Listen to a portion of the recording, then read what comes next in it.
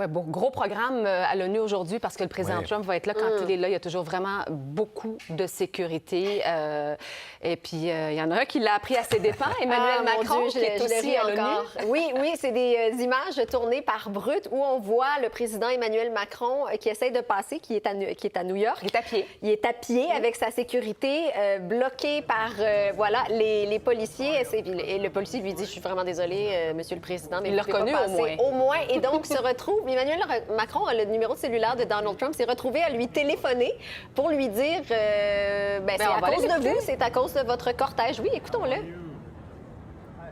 How are you? Guess what? I'm waiting in the street because everything is frozen for you. Guess what? Oui, devinez quoi? À cause de vous, j'attends. Et là, il a été contraint de marcher pendant une trentaine de minutes. Puis là, on voit un kidam ici qui était tellement heureux de prendre une photo avec lui qu'il lui a donné un bisou sur le front. Ça m'a un peu achevé, je dois vous dire la vérité. Mais c'est quelqu'un qui s'est permis ça, pourquoi pas?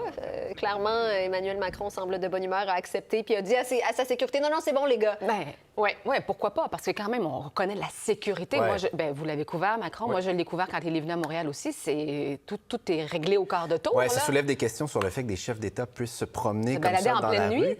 rue. Mais c'est vrai que la sécurité, par contre, à New York, en semaine d'Assemblée générale, je suis allé à quelques reprises, c'est très impressionnant. On doit parfois passer la sécurité à plusieurs blocs reprises, de l'ONU et la repasser.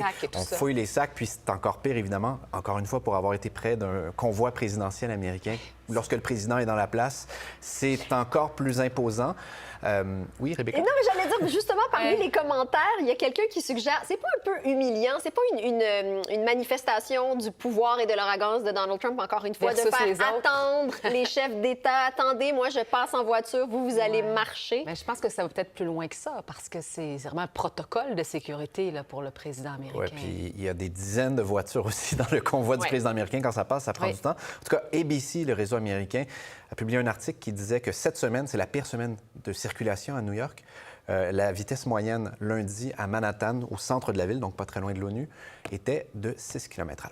C'est mieux d'y aller à pied, finalement, comme le président a dû faire. C'est plus rapide pour Emmanuel Macron, c'est ça.